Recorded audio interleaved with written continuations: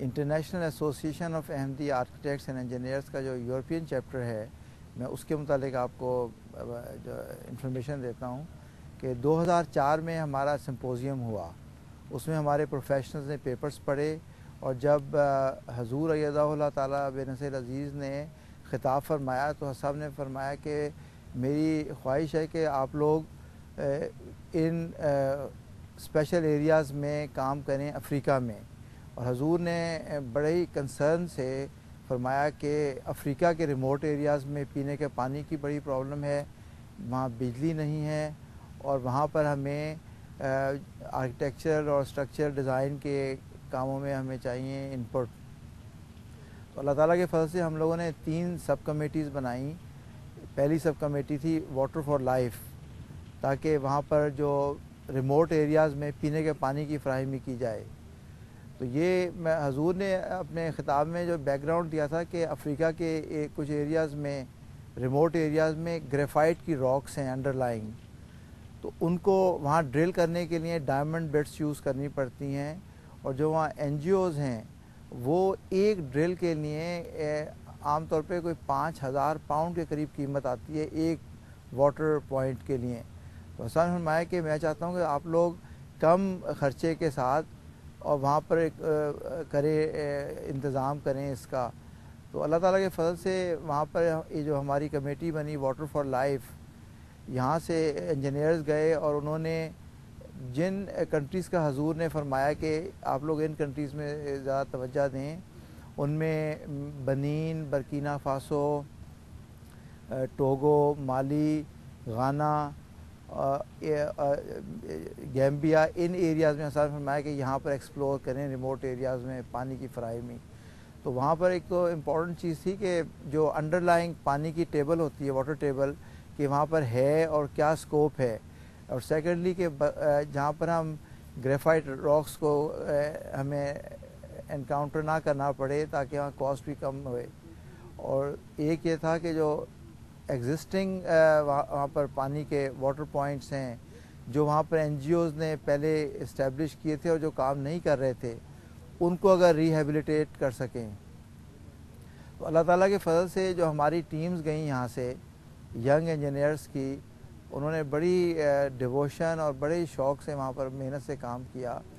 اور وہاں پر on average جو کاسٹ پہلے وہاں پر 5,000 پاؤنڈ کے قریب آتی تھی، وہاں پر ہم لوگوں نے اب تک خدا تعالیٰ کے فضل سے 356 واٹر پوائنٹس اسٹیبلش کیے ہیں، جن میں سے میجورٹی ریہیبلیٹیشن جو ایگزسٹنگ انہوں نے ابینڈن کیے ہوئے تھے. کہ جو این جی اوز ہیں، آرگنائزیشن آف واٹر ایڈ وغیرہ، ان لوگوں نے کہا کہ اگر آپ ان میں سے 40% بھی چلا لیں تو آپ کی بڑی بہادری ہوگی.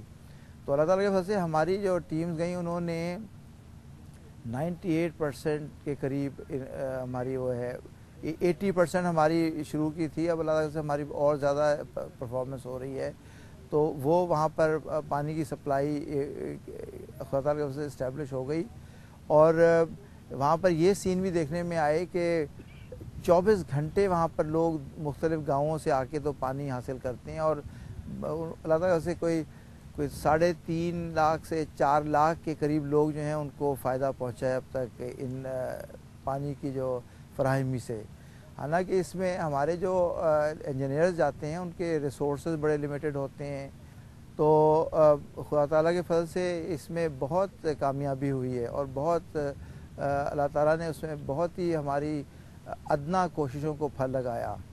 اور اس میں غانا میں ہم لوگوں نے ایک ہوتی ہے رین واٹر ہارویسٹنگ، اس میں سٹوریج کر کے یوٹیلائز کرتے ہیں جب ضرورت ہوتی ہے اس کی، اس میں بھی کام کیا. اس میں ایگزسٹنگ سسٹم کو انہوں نے ورکنگ کنڈیشن میں لے کر آئے.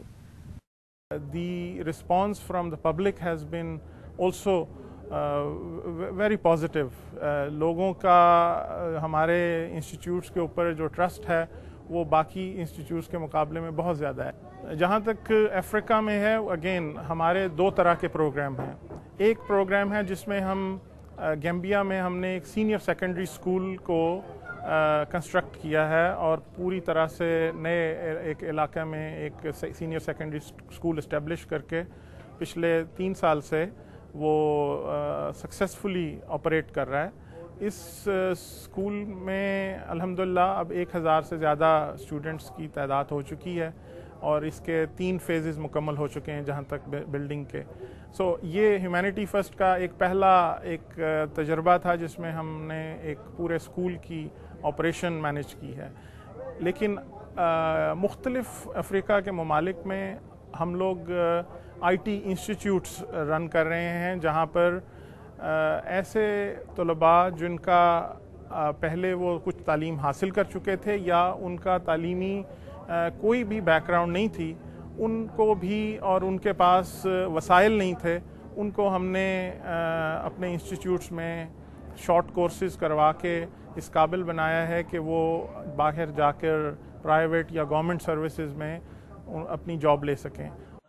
आज पूरे हो रहे हैं। Ahmadis are renowned throughout the world for their devotion to peace, universal brotherhood, and the will of God, the core principles of true Islam. All of us, whatever our political persuasions, hugely admire the work of the Ahmadiyya community here in the United Kingdom as we do across the world. And the reason, Your Holiness, why I'm so delighted to be here is to mark on my own behalf as well as the government's behalf the huge respect we all have for your work day by day in making a reality of peace and brotherhood across the communities in this country and across the world. I remember when the earthquake happened in Kashmir, you were amongst the first with your tremendous humanitarian organisation in bringing succour to the victims, helping them to reconstruct their homes and their lives, and to resume their occupations in that terrible stricken land where so much was destroyed of the fabric of life. And you did the same in the tsunami in Indonesia. Everywhere that mankind suffers, your members have been active in bringing help and saving lives and limbs. In the past 100 years, you have given so much to the society in the United Kingdom and to societies everywhere globally. You are among those who give and who not only take. You give so much to so many societies that I have seen and felt and listened to and watched. In Ghana, successive leaders of the Ahmadiyya community have launched various schemes for the betterment of their members and indeed the nation as a whole.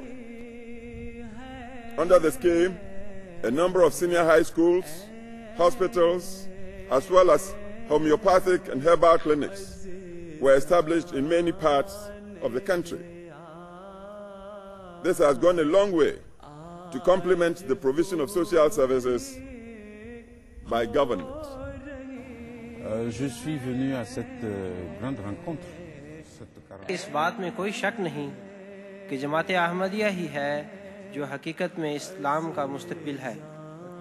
यही है जो ये हकीकी इस्लाम का चेहरा पेश करती है, जिसमें दुनिया के हर इंसान से बिला तमीज़ रंग व नस्ल और मजहब व मिल्लत के मोहब्बत, खुलूस और भाईचारे की तालीम है।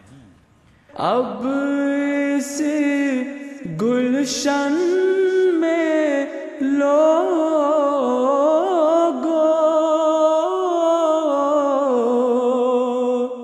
राह तो आराम है,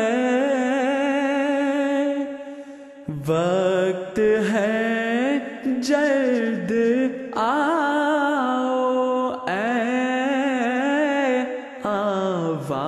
आवारगाने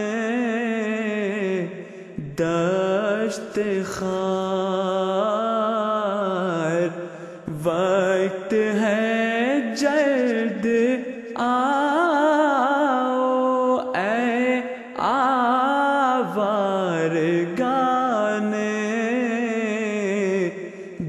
دشت خاک